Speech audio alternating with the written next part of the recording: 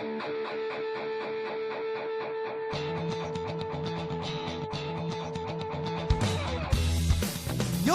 listening to the Let's Go Buffalo podcast, your new favorite podcast for everything Bills and Sabres. Oh, what's going on, everybody? You're listening to the Let's Go Buffalo podcast, your favorite podcast for all things Bills and Sabres. With the pals, Tom and Jake, this evening, we got episode 81 coming at you. Before we dive into things, just a quick reminder, go out, follow our social media accounts. It's at Let's Go Buff Pod with 2 F's on Instagram, YouTube, TikTok, the run of it. If you're on YouTube, leave a like, drop a comment. It really helps us out. So let's get into it. Let's say hey to the fella, Tom. How you doing tonight, pal? One fella reporting for duty. Sir, yes, a good fella at that. Thank you. Yeah. I want to put you and Nigel just like kind of like have you guys compete and see who can do the opener longer. Oh, Nigel. Who's got the better lungs? Yeah. Nigel, yeah? for sure. He has the panache too. You know what I mean? Yeah, that's true. Yeah. No, I'll concede. I'm merely humbly filling in for him in his absence. What's up, dude? How are you? I'm not competing, dude. I'm good. I was telling you before. I got a grill from my dad as a housewarming present. So yeah, thank you to him. Yeah. Got out grilling for the first time tonight in a winter coat, I should add. But, well, that's good tailgate practice. That's good. That's true. That's true. I was training. That's how we'll that's what we're calling it. Yeah. And the six blue lights behind the grill is also training, right? 100%. Yeah, dude, awesome. It was nice. What were you cooking? It was great. Just some burgers and some veggies out there. Nothing crazy. There you go. Nothing crazy. The classics, you know. Yeah, that's what that thing's for, dude. That's so awesome. God, dude, my breakfast. I'm telling you, get the hash browns out. You know, whatever. Get some peppers, onions going. Like that's what those things are built for. That's what I'm. This was nice. That's what I'm really excited about. Is the breakfast out there on that thing. Dude, I mean, that's all coming. I got it. I mean, we have now plunged back into second winter up here in the north. And but there was those 60-degree days, dude. All I could think about was getting out on the links with you again. It was like this is golf. This feels like golf weather. It's almost time to dust them off, dude. Yeah, it's coming. It's coming. Yeah, everybody needs it. We were talking before we got on to like just everybody needs to like take a deep breath and see some sunshine. We're gonna make it to May. May is coming, everybody. I promise it is, and everything will be better. I agree. It's gonna be here before we know it. Yeah, dude. Well, do you want to crack a beverage with me? Let's do it. 3, 2, 1. I have a loser beverage tonight, so I'll go first. Cheers. Oh. I have a high noon. You're again channeling the summertime. I like it. That's what we're gonna go with, right? Exactly. I opened the beer fridge and there was not a damn beer in there, so we grabbed a high noon. It'll do. How about you? What hunt? What are you sipping on? I got a whole bunch of zero gravity. So these next few weeks I'm gonna be a zero gravity boy. I've set them aside. This is a relatively new one. I think it came out this past winter season. It's a light version of their Green State Lager, and it's a nice little light pilsner. I really like it. That's nice. It's a snazzy looking can on that thing. Yeah. Shimmering green, glistening, you could say. Cheers, buddy. Exactly. Cheers, dude. So let's get into it here, dude. What do you want to discuss first? I think we got to start with breaking news on Tuesday, March 25th, right before we signed on here tonight. The New England Patriots have signed Stefon Diggs to a 3-year deal worth up to $69 million, I think. Very nice. With $26 million guaranteed. So like not nothing, right? So I didn't catch this before we logged on. This just happened. So I'm reacting to this in real time. Run those numbers one more time. 3 years, $69 million with 20-something guaranteed. Yeah, you nailed it. Yeah, that's exactly it. $26 million guaranteed. I don't know how that shakes out like per year. You know what I mean? Like which years are guaranteed. Let me rephrase that. Obviously, we could do the math. I mean, that's a little bit of a commitment. I bet it's like 1 year of commitment and then we'll see kind of deal. I bet that's kind of how that's set up, looking at the guarantees. Also, what would be sensible, but who knows? Who knows? I mean, yeah, that makes sense to me. I mean, he's not a rookie coming into the league. How many years has he been playing? How old is he? He's 31, bro. He's our age. Oh, fuck. He's our age. Right? He's our age. Wow. He's 31, but he's coming off an ACL tear. So I live in Vermont. If people haven't figured that podcast, I live up in New England, and I'm surrounded by New England fans. I'm married to a New England fan.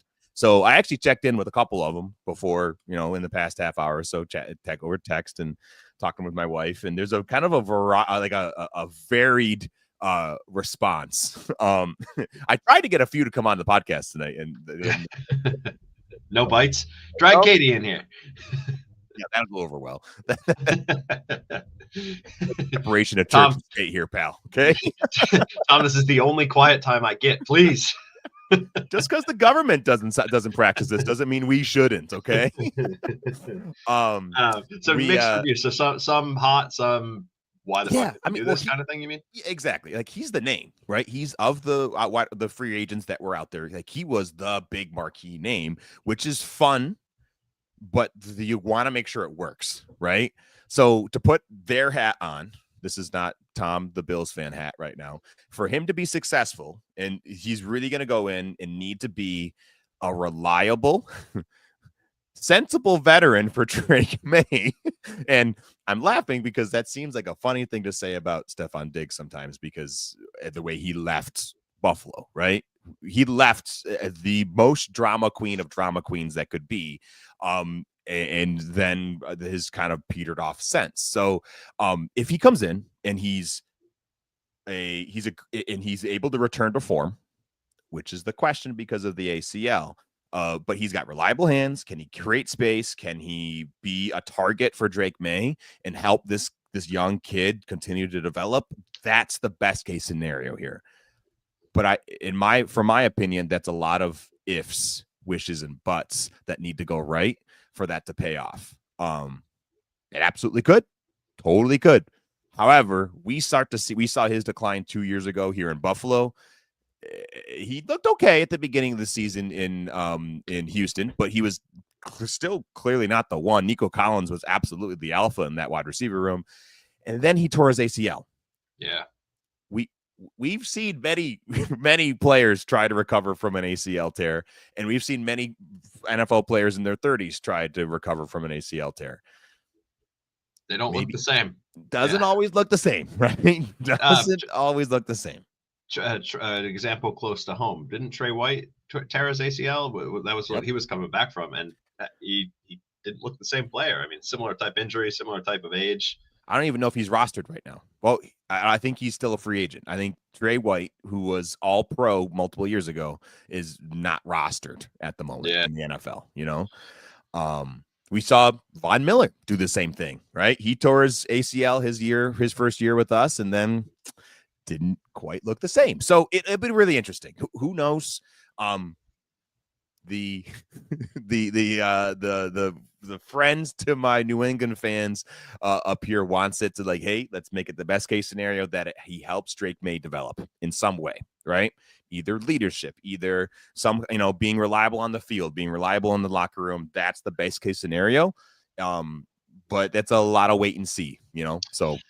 It is. I mean, we've talked about it on this podcast, and I don't think you can, with all you could argue a lot of things around the edges for sure, but I think it can be said as fact he did help Josh Allen develop to a degree, no? Oh, absolutely. He was a huge part of it. Those first 3 years were amazing and probably some of the best wide receiver play we'll ever see in Buffalo. Will go down as some of the best wide receiver play that we've ever seen 3 years in a row. That we've seen in Buffalo. So you can't expect that to copy paste, but it's there. It could be a positive relationship for sure. Yeah, for sure. Yeah. So talk to me about. This is what Mike. Hopefully, Mike. Sorry, one last thing. Hopefully, Mike Vrabel can figure out the personality, right, and help Stefon Diggs come in and be a leader and not be a problem. Yeah, We'll have to definitely. see if that happens, right? That's the Definitely. question. So talk to me about how he fits in, like some of their other younger receivers, Demario Douglas, Jalen Polk, Kendrick Bourne. Add in if I'm missing any, those guys. How does he kind of stack up? Where do you see him slotting in? And Mac Hollins, I should mention, he signed up there as well. Dude, Mac. Oh God. I if it were me, I'd be more excited about the Mac Hollins signing than the Stephon Diggs signing. But Wow. Okay. right. I don't know. It's tough. It's tough. That room right now doesn't have a big number one. Jalen Polk absolutely could continue to develop, and that's something that hopefully he's going to be a second year wide receiver. You see across the league, and hopefully we're going to see it with Keon, where the transition from first year to second year wide receivers, that's when you truly see who's going to be a difference maker. There's a big step that can be made in the second year. They're able to spend an entire offseason of, I am a wide receiver. I am no longer trying to be drafted as a wide receiver. I am an NFL wide receiver, and I get to train like that and prepare like that and have an offseason like that. So I think ideally Jalen Polk is like the number one, but I don't know. It depends on what kind of Diggs we get, right? Is Diggs able to play? Is he able to start the year? I don't know, right? He tore his ACL towards the second, the last third of the year, I believe. Maybe halfway. I don't remember the date, but it was not early on, so it's partway through the year. Generally, you see at least a year's worth of recovery, probably more likely a year and a half. So does he finally come back to form by December? And then maybe he's more of a number one. I don't know. That's a good question. I really don't know. I think that's going to be a lot that they have to work out. I think if he was uninjured, he would be the number one. Yeah, it was fairly early. It was late October that he tore that ACL. So okay, he'll have almost a full year, or 8 or something. Yeah. So who knows? Yeah, they needed somebody to be a number one target getter, and it could be him. It absolutely could. Or maybe they're going to go. There's still free agent options out there. There's and maybe they're going to find somebody in the draft. Right? They have the number 3 or 4 pick. Like they're way up there. They can essentially get who they want because they're not drafting a quarterback, so they're in luck. They don't have to do the Cam Wards or whatever. Or Shedeur Sanders, or these guys, these quarterbacks are kind of being lobbied to be at the top of the draft right now. So they do kind of get pick of the litter of some of the other weapons in possibly defense, possibly offense. Like who knows? That'll be interesting to see what they go. So I'm gonna say I don't know. I'm gonna cop out and give you the non-answer. Yeah, fair enough. We'll see. We'll see. Anything else? See him twice a year. We'll see him twice a year. It's gonna be fun to play against him. Yeah, hope we beat his ass every time. Oh, dude, I hope he just has nothing. Put Christian Benford on him and just silence him, stuff him. Agreed. Yeah, so that's exciting, right? So there's still free agents to be signed. There's still some big names out there. Like Keenan Allen's still out there. Amari Cooper, who was on the Buffalo Bills at the second half of last year, he's still out there. There's still options in big names in the wide receiver market in particular that are. So it'll be interesting to see where they all go. Yeah, well, time will tell. Time will tell. You're not wrong. Tom, I see a note here about my tush. Do you want to expand? I would like to push it. I just thought it'd be really fun to talk about the tush push. There's been some discussion. It started last season and seasons before, as the Eagles really kind of defined it as a almost unstoppable play, right? With Jason Kelce at center and Jalen Hurts behind. It seemed almost unstoppable for the Philadelphia Eagles 2 seasons ago. And then last season, some other teams adopted it, including the Buffalo Bills. However, ours seemed a little bit more susceptible, clearly, versus the Kansas City Chiefs, right? So, but it's been put up by the Green Bay Packers. They've lobbied to the league at the league meetings that the tush push be banned.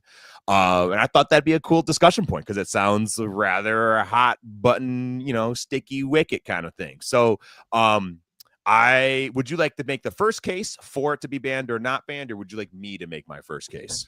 Oh man, I'll take the first shot. I'll take the first shot. I don't think it should be banned, and I won't be convinced otherwise. I think it's it's well within the rules of the game, no, and so I understand that they're trying to change the rules to disallow it, but it feels disingenuous to do that to me because it is. I mean, you're the object of the game is to get the ball across the finish line, no? So if you can do that in a way that's effective, why would you not take that easy button route? And it's not impossible to stop. I think the Eagles were very good at it and effective at pushing it over the line, but that doesn't mean every team is.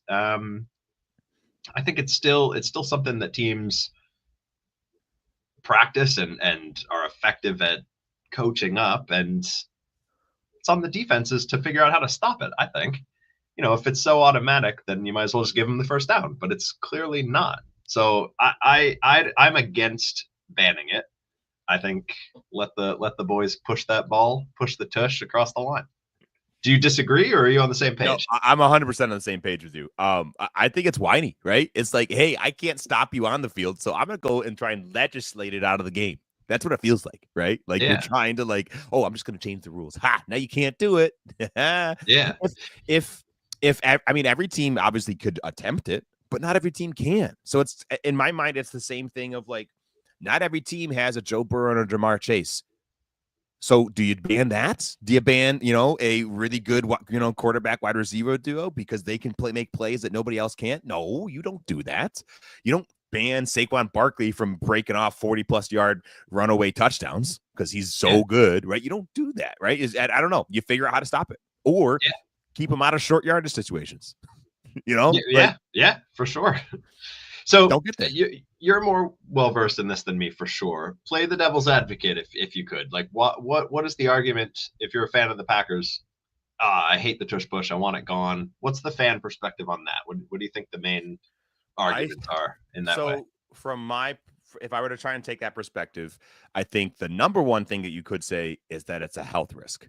It's a safety risk because it is a large amount of human beings undercutting each other to stop it, right? So the best way to stop it for the defense, when you have the offense and the defense lined up against each other, the best way is for the defense to essentially submarine and get under the offense, and take them out by the legs and stop them there, stop the forward momentum that way. That's essentially what the Chiefs were able to do against the Bills in that final playoff game where we got knocked out this past season.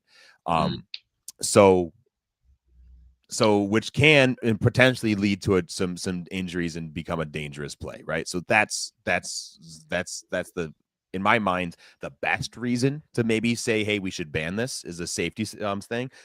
Sean McDermott actually quoted this past offseason a couple weeks ago saying he agrees with the idea that it should be banned because of safety risk, even though his team called it, I don't know how many times. Right, 30, 40 times maybe this past season. I don't know. So does he really? And you have to, I don't know. Anyway, but I also think that it's essentially you're immediately. So the other thing that you could say to kind of make it seem disingenuous and maybe something that should be banned is that you are snapping the ball and immediately getting pushed from behind. Right, you're not even really attempting to make a play in the quote unquote normal fashion. So you're immediately going to almost like a rugby scrum where you're pushing from behind and just trying to move mass to move bodies, which is not necessarily a traditional football move. So I think those would be the two talking points if I were to be the ones trying to ban this. It makes sense. I get it. The injury risk, the non-football move type arguments. So I get it. I guess I still hope that it's not banned. It just feels whiny to me too. Just like tattling on somebody for doing something that's within the rules and all that. So I don't know. I hope it's still there. There's one team that's really good at it, and there's 2 or 3 teams who are pretty good at it, and then nobody else. Like, figure it out. Get the personnel, right? You just don't have it, right? I don't know. But so that was interesting. We'll see. They could absolutely, They could, legislate this out of the game. There's absolutely a possibility, but we'll find out. We will. Interesting. Yeah. I'm glad we dove into that a bit. Yeah. So before we get into last episode, we had kind of gone through and we've been working through our free agent acquisitions and where is the Bills roster at? How are things going? We did a ton of work on the defense. It was awesome. So if you would like a defensive refresher, please check out episode 80, last week's episode. We're going to get to the offense today. But before we do, I just had a question about some Sabres things because we've kind of been seeing we're essentially in the same spot we've been all season, right? Nothing really has changed dramatically in the Sabres world, except this Josh Norris acquisition.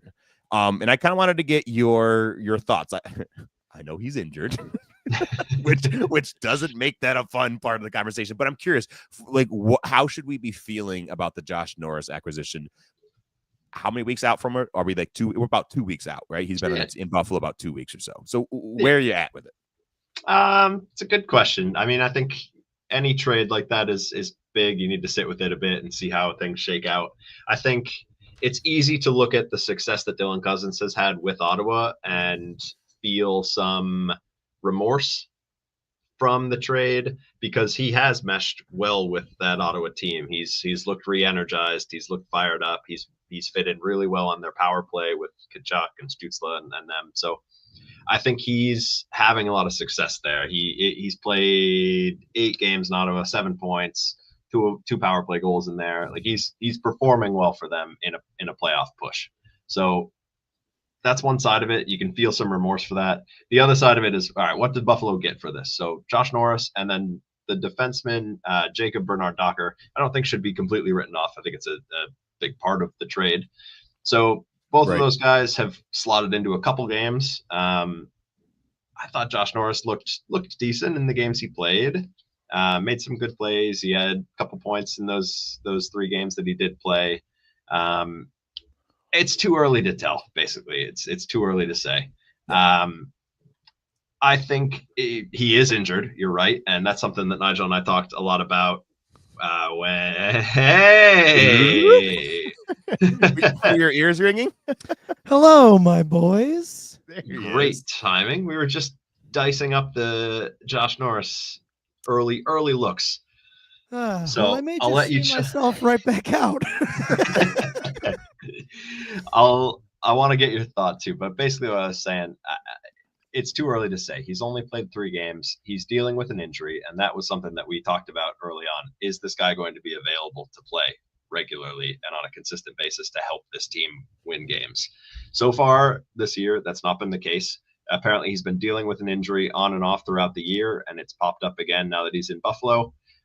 I think part of it is the fact that they are not in a playoff push at all. So the team's mindset is let this guy heal, let this guy rest, and get back to form before they put him in needlessly. I think if they were do or die every night, 2 points matters every night, I think maybe he plays a little bit more often than he has. But that's just simply not the case. So we really got to wait and see. I'm still excited by the player. I mean, he was wanted around the league by more than just the Sabres. The Sabres just made the deal.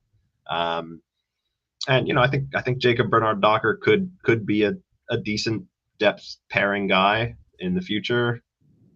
I don't love it. I don't hate it. Again, too early to say for him. It's so fresh. These players are in a new environment, in a shitty environment at the moment. So yeah, time will tell. Yeah. Nigel, do you have any other thoughts on Josh Norris, Bernard-Docker, Cousins? Cousins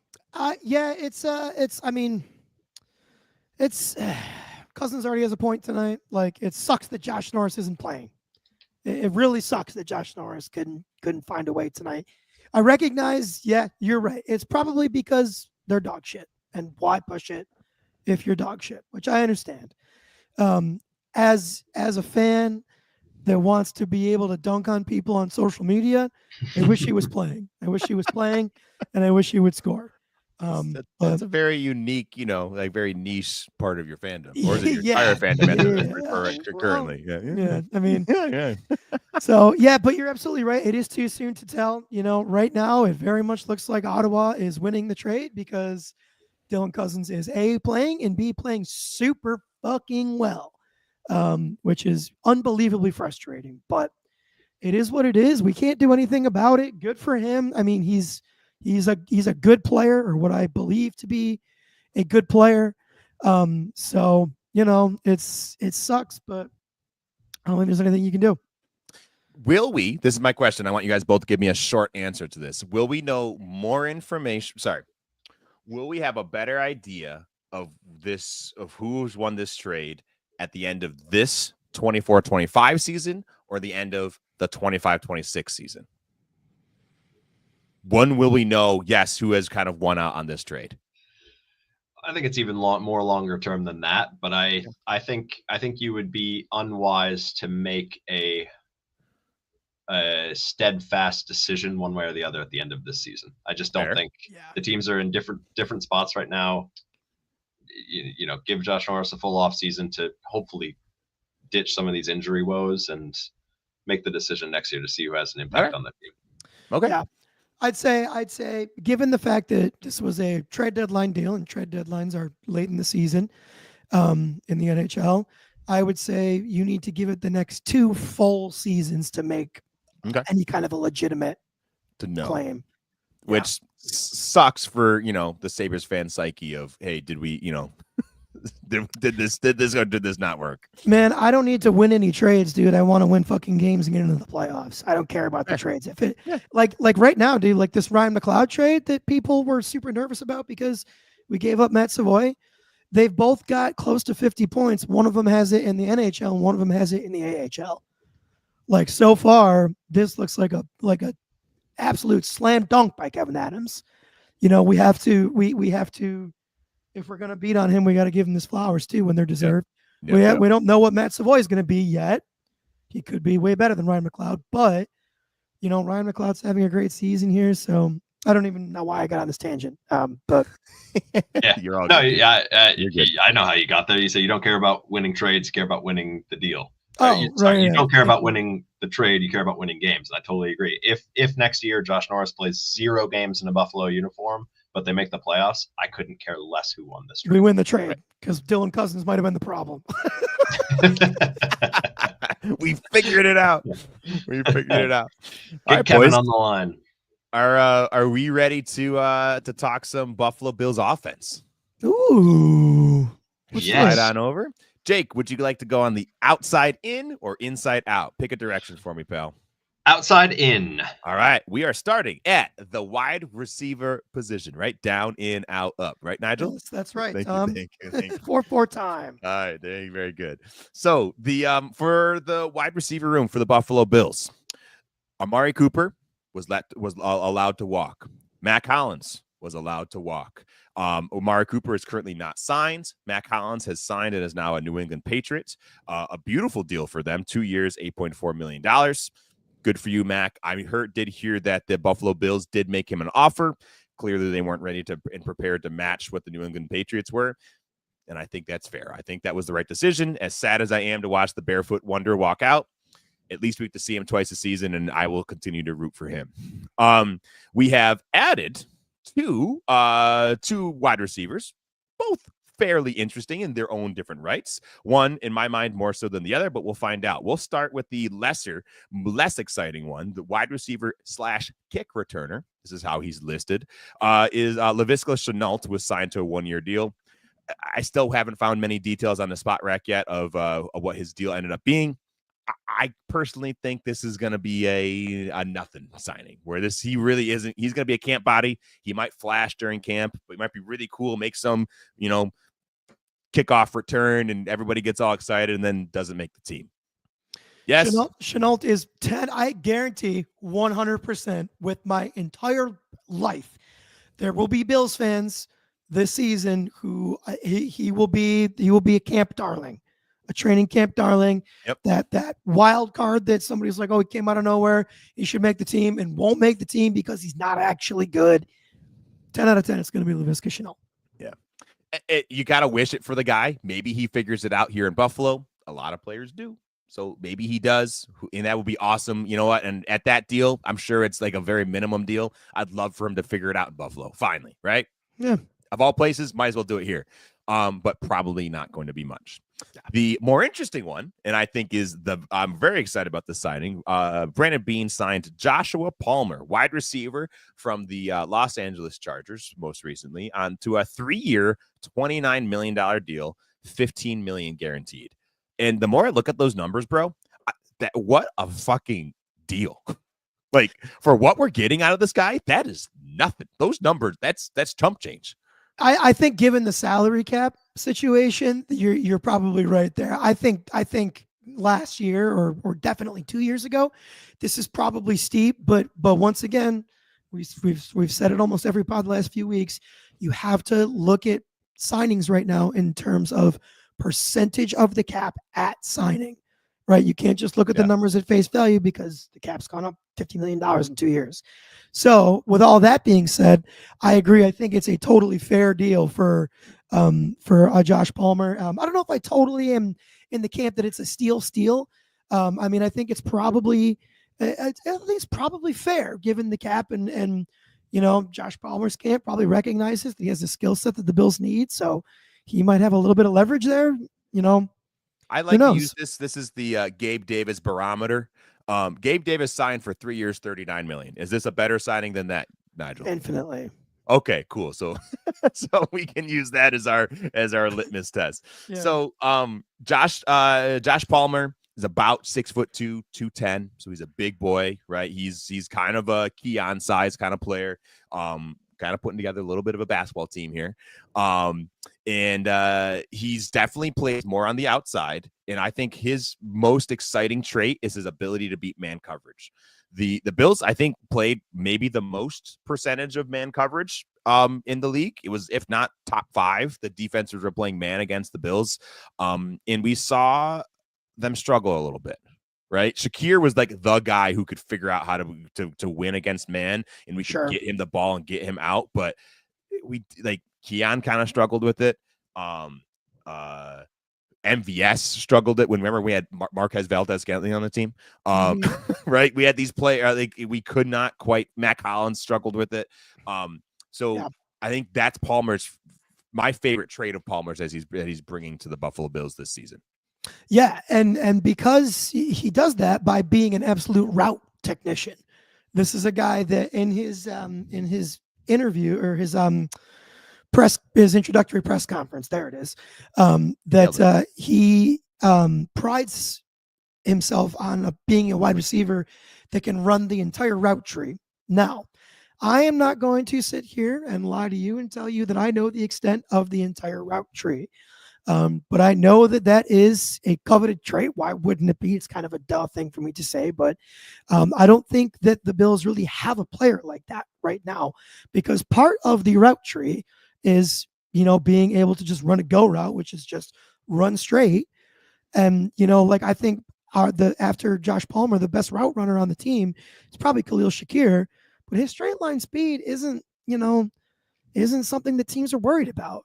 So I don't necessarily sit here and say with a lot of conviction that Khalil Shakir is someone that can run the entire route tree. Josh Palmer, I think, is somebody that can, and he said himself that he prides himself or takes a lot of pride in that. Excuse me. So I think that's awesome. I think it's a great signing by Beane. Yeah, totally agreed. So that leaves the wide receiver room in no particular order, because I imagine that we're going to continue with the everybody eats philosophy going into next season. I don't see that changing very much.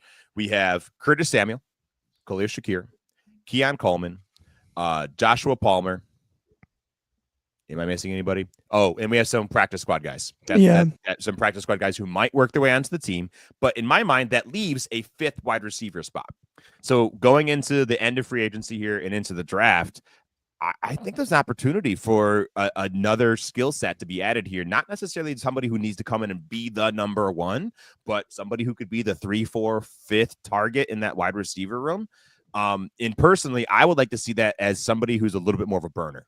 Somebody who can take the top off of a defense and make them have to think about, hey, how do we cover this guy who could beat us behind the coverage? So that's the kind of wide receiver I hope that Beane adds with the remaining of this offseason. Is that a hole that you think's filled through the draft or free agency? You have a steer? Either. Probably my preference would be draft to get another cheap rookie contract into this room because we just played Khalil. We're paying Joshua Palmer. We're paying Curtis Samuel, right? We have a bunch of contracts that we're paying here. I'd like it to be on a rookie contract. And I also don't think, maybe in a second here while we listen to Nigel's answers, I'll go to Spot Rack and check to see who the remaining free agents are. I'm not sure if that skill set is out there in a way that will be useful for us. So, Nige, I'm passing the baton to you. Is that a free agent or a draft solution? I'm super sorry. I'm going to be totally honest. I was looking at the route tree, and I did not hear the question. Well, is it a pretty tree? Is it It's more of like a very nice tree, flowering right now and everything. Yeah, wow. Sorry, can you ask the question one more time? I got you. So adding another wide receiver, do you see that coming in the draft or in free agency? Is it more of a spruce or a pine, would you say? Exactly. I'd say it's actually more of a maple. I think at this point, it's probably relatively safe to think that is going to come from the draft. That being said, I mean, it's not far-fetched to think that you could find like a Tracy wide receiver that could potentially be the Bills, fifth wide receiver in like the 4th or 5th round. But the thing with that is like you've got guys in the practice squad that I think could probably contend for that spot. I don't know that I want to invest anything above like our 2nd or 3rd, 5th round pick in a wide receiver, just because I think there are so many more other important things to take care of in terms of the holes on the defense. Like, for example, cornerback. I want to be able to take multiple stabs at that position, kind of like we did with Kaiir Elam and Christian Benford, and look how that worked out, So I think that's really important to think about. But I think there's a good chance it could come from the draft. It could also be something that if it just doesn't happen in the draft, it gets taken care of as an afterthought in free agency, because that's what you can do with the 5th wide receiver position. Yeah. It can be an afterthought. Yep. So we'll have to find out. Yeah, it's coming. So something to look forward to. Draft's got to be a month away? Yeah, T- end of April. Yeah. Yes, sir. Cool. The moving in one position, the tight end room is led by Dalton Kincaid and Dawson Knox, both signed to deals. Dawson Knox, I believe, got restructured, so he is, clearly on this team for this year and next, in my opinion. And we need a tight end 3. Quentin Morris is still not signed; he's still a free agent, to my knowledge, but he's not been signed in Buffalo. He historically has been a very reliable tight end 3, everything you'd want out of a tight end 3, right? Somebody who could step in. He does have hands. He always has his one touchdown every season, right? Somehow he's, Josh finds him in the end zone. And it's always crazy, right? It's always wild, and he can block and he can fill in. I think he's a perfect tight end 3. So, I wouldn't be heartbroken if we re-signed him. I think he does everything we need him, but But I think it could be definitely something that could be a new body. I think, isn't it Zach Davidson? Isn't he am I thinking the wrong name? Is that the name everybody was all excited about? Yeah, Zach Davidson. Yeah, he's an athletic freak, dude. Yeah, but he's in his 5th season and he hasn't really broken onto an NFL roster. So is he going to happen in season 5? Maybe, but probably not. Here's the thing, man. Here's the thing. I think it probably could. I think it's probably tough for a guy like Zach Davidson to be behind a Quentin Morris, because Quentin Morris on a lot of teams in the NFL is honestly probably tight end 2 territory, closer to that than like firm tight end 3. I think he's better than we give him credit for, or better than we see, on this team, because we're deep at the position. But I think he could be. Yeah, I think there's probably more money for him to make in free agency than there is on the Bills. But I guess he hasn't signed anywhere yet, so maybe I'm wrong about that. Could be the kind of thing where Bean has a open contract sent to his agent, said, "Hey, come and sign it when you're ready." But, good luck. Hopefully, maybe he can break onto a team. That could absolutely be what he's trying to do, trying to break onto a team somewhere else will have a little bit more opportunity, because he doesn't have opportunity, and nor should he behind Kincaid and Knox here in Buffalo. Yeah, agreed. So, but Again, not super exciting, but something's going to happen there in the tight end room. Could be draft, could be free agency. We'll find out. Or could be nothing. Could be Zach Davidson. We'll find out. Sure. The moving in again, the offensive line. I can't remember if we talked on pod or off pod. The offensive line, in my opinion, might be the best depth and most rounded out room in the entire team. I'm so excited for this offensive line. Yeah, dude. Just the continuity is huge, and that you can start and end the conversation there.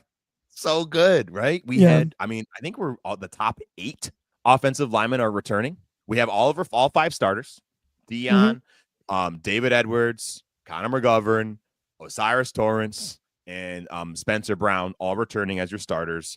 Alec Anderson's back. Ryan Vandemark's back.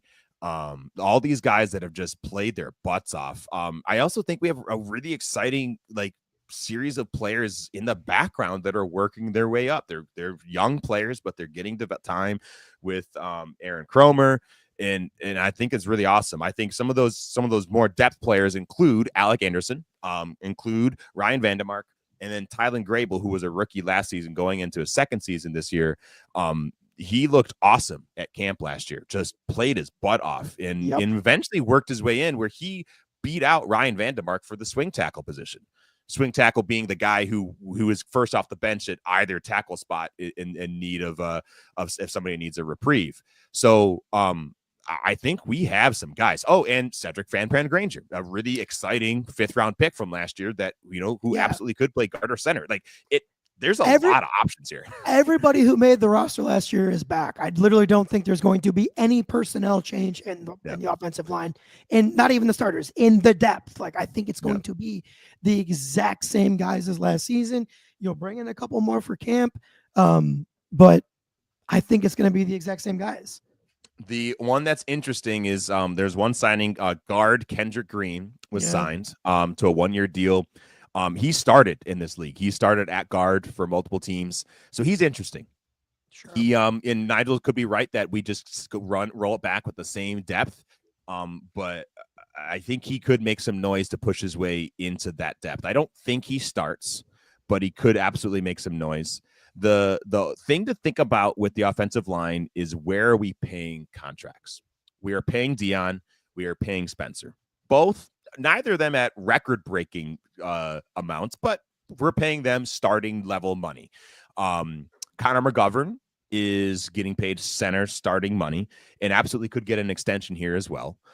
And then Osiris Torrance is coming up into the biggest payday this young man has ever seen. He's going into his 3rd season, so he'll be eligible for an extension after this season. And the offensive line market in its entirety, but specifically the guard market, is just redonkulous. And they're getting paid so much money. And I think Osiris is deserving of those same type of deals. He's been very consistent. He's shown growth. He's gotten better year after year. So at that right guard position, we eventually may be paying him as well. So at some point you can't pay everybody, right? As much as we want to, we can't. Yeah. So, excuse me. I think it's really smart of Beane to have a lot of depth and a lot of options here at this kind of some of these guard positions. Of maybe we swap somebody, maybe there is a succession plan for a cheaper deal, one of these younger players to step in. To me, I would love to sign Osiris and have Beane figure it out, right? Maybe there's a way to structure that, but at the very least, maybe it's left guard. Maybe David Edwards, we move on from him. We're paying him close to $5 million a year. We pay somebody on a rookie contract at left guard or something like that. I don't know, right? There's some options here that could happen, but I think that's the only real sticky point that Beane has to figure out in Aaron Cromer, of how do we navigate these contracts of these players who are all playing great. Sure. And dude, given the depth currently, dude, I really feel confident that we will just simply let him explore free agency when the time comes. Yeah. I don't think that we'll be the ones to pay. It's going to be north of 20 million when the time comes. It definitely will be. Yeah. Because the cap is going to go up again. Right now, it's probably 20 million right now. But just sucks so much because we struggled for so long at the guards positions. Sure. Finally we figured it out to then just let it okay, we got to just keep rolling it. And I get it. We have Aaron Cromer and we have this depth, but you can't pay everybody. You can't. You just can't. So Yeah. if- But you know what, dude? Not for nothing. If I was going to let one of those guys walk, it would be Osiris Torrance. And that is simply because he is the least athletic of the five. Now, that is that's not saying little about Torrance, because he's still shown to be pretty athletic.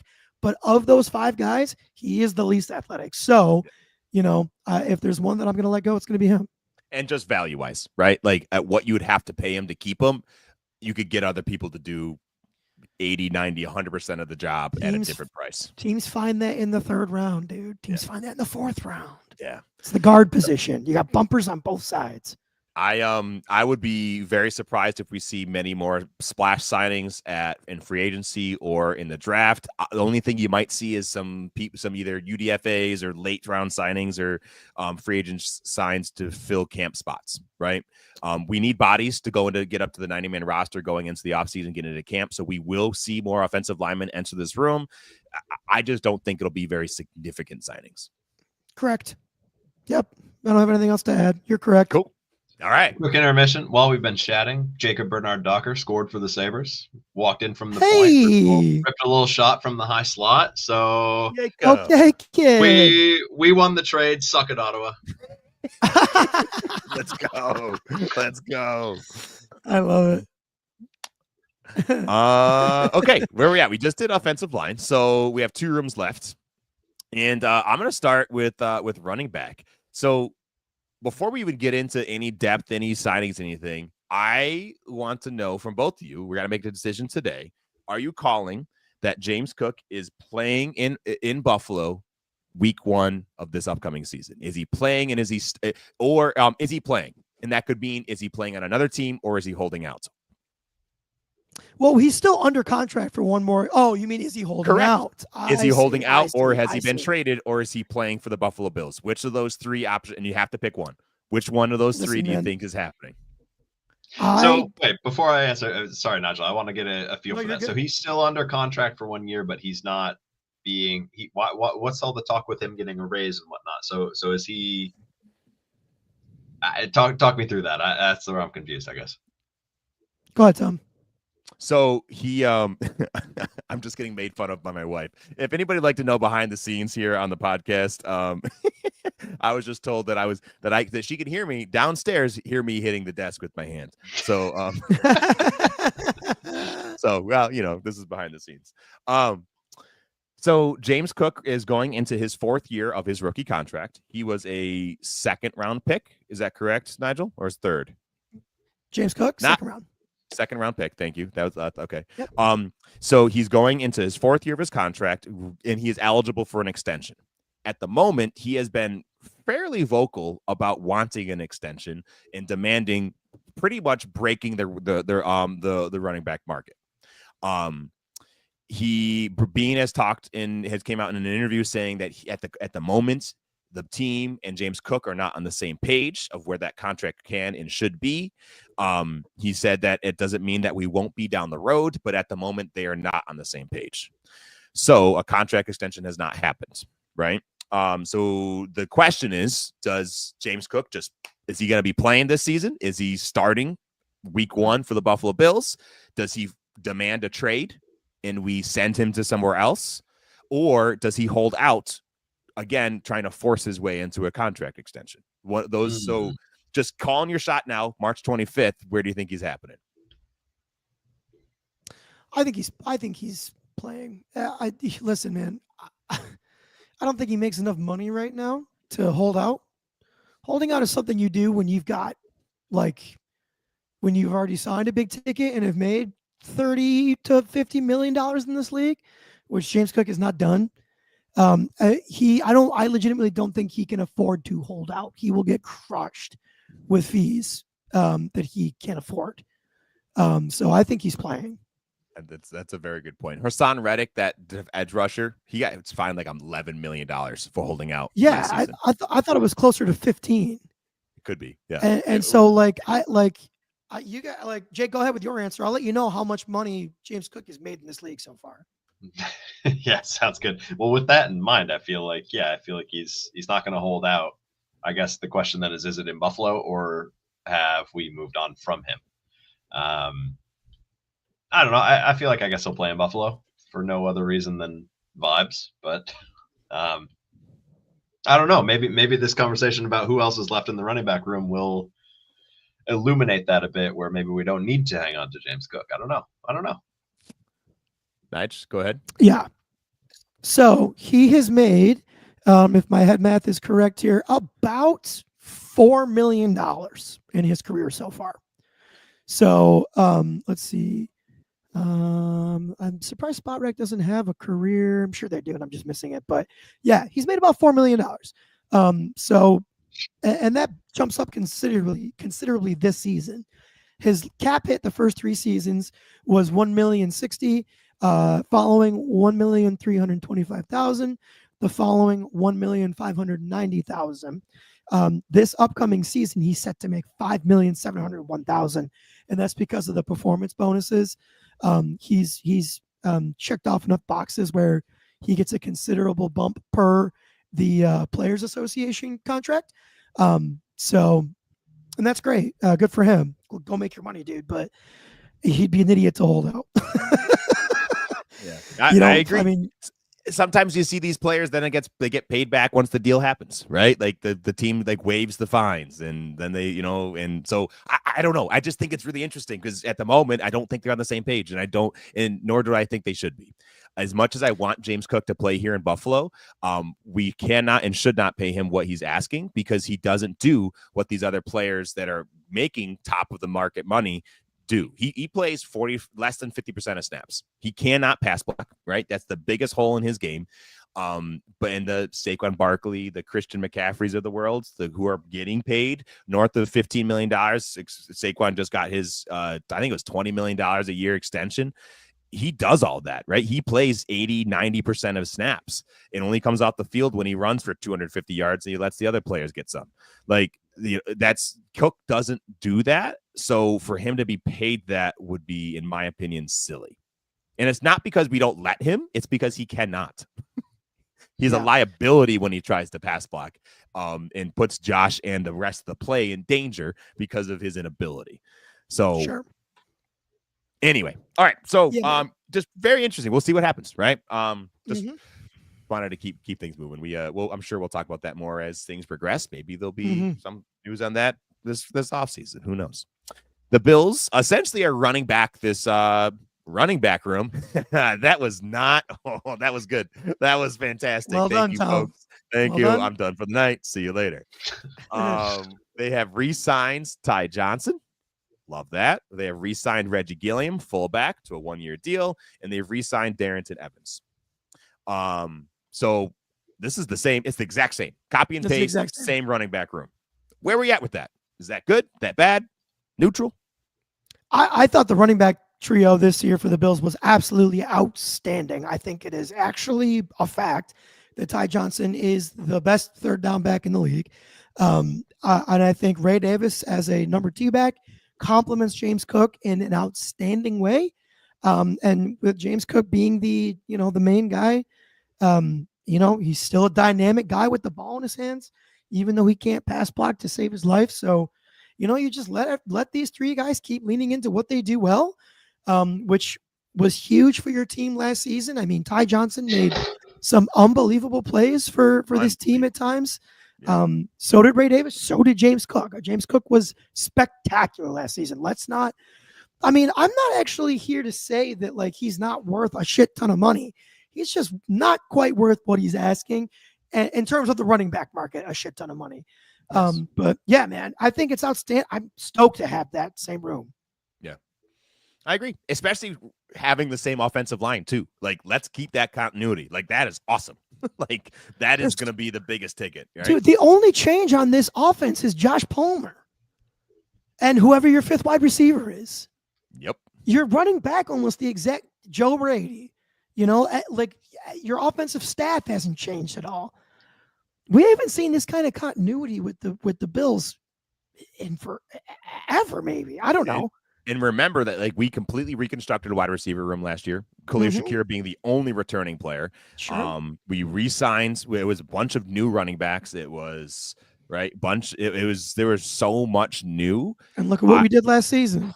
I think this is smart. I think we have the player pieces in place. Let the growth come from continuity and learning together and growing together. If it ain't broke, don't fix it, dude. Led the league in scoring.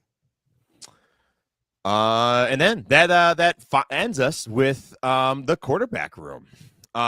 So Josh Allen, clearly starting quarterback, the $250 million man. And we have Mike White and Mitchell Trubisky currently signed to contracts, essentially fighting and going to have a camp battle for quarterback 2. Trubisky, I think he got a restructure. Is that correct? Yes. You got wait a second. What happened there? Something happened with the Mitch Trubisky, and I cannot remember. I don't remember anything happening. Okay. Well, maybe nothing happened. Who knows? It's my belief that Mitch Trubisky and Mike White will have essentially a quarterback battle for quarterback 2. Yeah. Shane Buechele will probably come back as the practice squad quarterback, and essentially that's what we need. We need to not sink a lot of money into quarterback 2, because if we don't have Josh Allen starting for the Buffalo Bills, we have problems, right? We're essentially hoping and praying that we can squeak our way to a win, no matter who it is. So don't put a ton of money into that spot and put it elsewhere. So I think that's the correct move.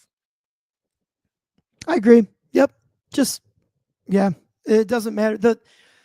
Josh Allen is the second best quarterback in this league, and whoever your backup is, the fall off or the drop off is going to be monumental. You might as well put me in there. So I'd like to see that. Can we do that? This podcast, this following has power, folks. Get out there. All right, boys. Any other closing remarks for the Buffalo Bills offensive move so far this offseason? We don't have enough high value draft picks to make enough impact where we need it. Elaborate. I'm curious. What do you mean? I feel like we need 2 number 1 picks and 2 number 2 picks to have a shot at finding a legitimate impact defensive end and an impact starting cornerback 2. Oh, okay. I was when I said, I posed the question as the offense, and I was like, whoa, where's the holes that we're talking about? We just went through. I was like, what are you talking about? Sorry. Yeah. Nope. That was a total. Okay. You weren't specific enough, Tom. I completely agree. Yes. Yeah. On the defense, yes, there is a lot of moves that need to be made, and many, yes, completely agree. The defense is where we need to invest, and I'm sure that's where we will see it. Sorry, Tom. Didn't follow directions very well. Nothing to add on the offense. It's like, huh? Hello. All right. Well, folks, thanks for hanging out with us.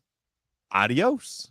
Thank you all from the bottom of our hearts for spending some time with us. Please give us a like and a follow on Instagram, X, TikTok, and our YouTube channel at Let's Go Buff Pod. These are my pals, Jake and Nigel. My name is Tom, and you're listening to the Let's Go Buffalo podcast. We're sending you love wherever you are. Go Bills, go Sabres, let's go Buffalo.